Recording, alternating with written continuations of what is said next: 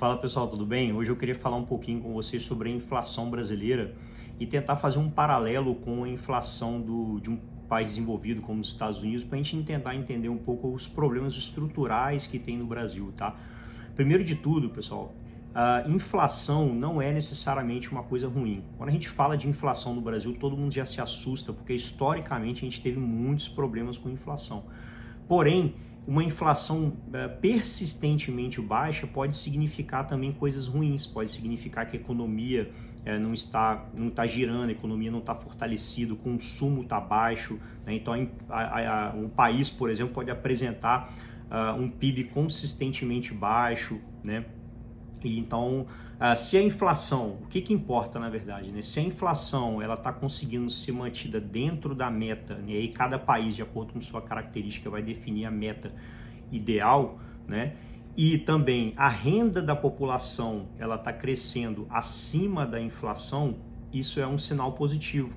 Outras coisas em conjunto também, obviamente, né? Contas públicas equilibradas, ou seja, um país gastando menos do que arrecada, né? Então, existe uma série um conjunto de coisas para você dizer, olha, a inflação daquele país ali, ela tá sempre vindo positiva, né?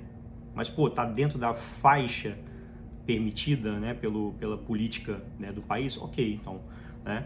Então, o grande problema, né, que a maioria dos países sofrem, não só o Brasil, é de que a inflação, isso eu estou falando também nos Estados Unidos, a inflação ela é mais alta do que o crescimento do poder aquisitivo das pessoas. Então, se o país ele gera oportunidades de crescimento de salário, né, e as pessoas poderem alcançar novos cargos, empreendedorismo, né, a todo vapor, né, ou seja, a renda geral da população está crescendo acima da inflação consistentemente, então a inflação naquele caso ali, né, ele não é um problema, tudo bem?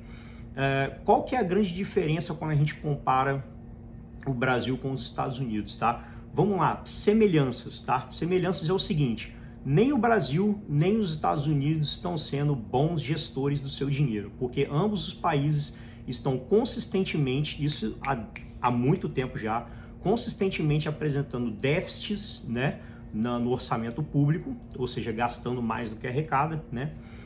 E também a relação dívida-PIB, ela também vem crescendo, galopando e não para de crescer. Inclusive a relação dívida-PIB dos Estados Unidos ela é mais elevada do que a do Brasil. Pô, mas Roberto, se os Estados Unidos ele faz a mesma coisa que o Brasil, por que os Estados Unidos ele não tem problemas inflacionários gigantescos igual o Brasil tem? Primeira coisa mais importante disso tudo é a questão da produtividade. Guarda essa palavra, produtividade, beleza? Eu vou explicar para vocês. Os Estados Unidos, apesar, né, deles estarem nessa coisa também de gastar muito, né, a gente tem uma questão aqui, a economia americana ela é a maior potência do mundo, né, e ela tem uma moeda forte, tem, né, como eu já falei, muita produtividade, etc. Então, qualquer arranhão que der no mundo em termos de susto macroeconômico mundial, primeira coisa é que todo mundo já corre pro dólar, já começa por aí. Então o dólar ele já tem esse poder maior do que os outros países de conseguir manter o valor da moeda. Não que a dólar não se desvalorize ao longo do tempo, não que ela não perca valor, ela vai perder valor também, mas provavelmente vai perder menos valor, né, do que a maioria dos países. E aí no caso do real, a gente não precisa nem falar, né? Qualquer arranhãozinho que der no mundo em termos macroeconômicos, o Brasil e demais países emergentes costumam sofrer uma desvalorização cambial, né, muito mais expressiva. E aí, pessoal, o que acontece? Nos Estados Unidos, a gente tem, nesse momento, por exemplo, né, bastante estímulo governamental, ou seja, vamos gastar, vamos investir, né, no país, melhorar a infraestrutura, né, enfim, vamos fazer acontecer. E as empresas também estão fazendo isso, né? A iniciativa privada dos Estados Unidos também está muito confiante, investindo muito no país. Então, se essas duas esferas estão investindo muito, você aumenta a demanda por bens e serviços, Só que, qual é a sacada? Os Estados Unidos tem alta produtividade e tem muito mais infraestrutura, tem tudo 1000 vezes melhor do que no Brasil, né? E aí o que acontece?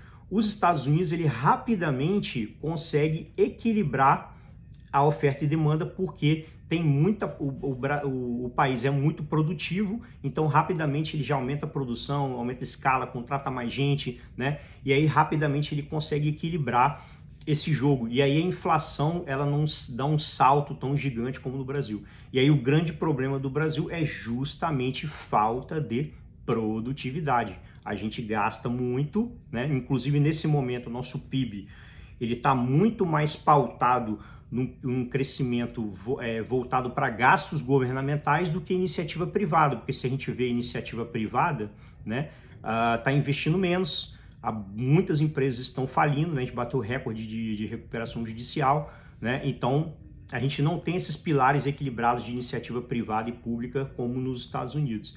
E aí, então, o nosso PIB, ele não é um crescimento tão saudável assim, porque é um crescimento baseado em gasto público. Vamos construir, vamos fazer isso, aquilo, vamos expandir políticas governamentais, beleza, né? E aí, então, você aumenta também a demanda por bens e serviços, né, via principalmente gasto público, e você não tem uma produtividade para você reequilibrar o jogo, né?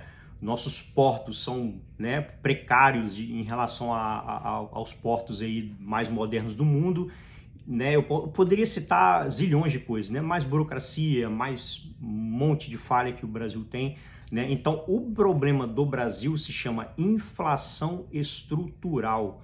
Ela não consegue facilmente equilibrar esse jogo, e aí toda vez que você tem uma explosão de oferta monetária no país, você tem junto uma explosão da inflação, tá bom, pessoal?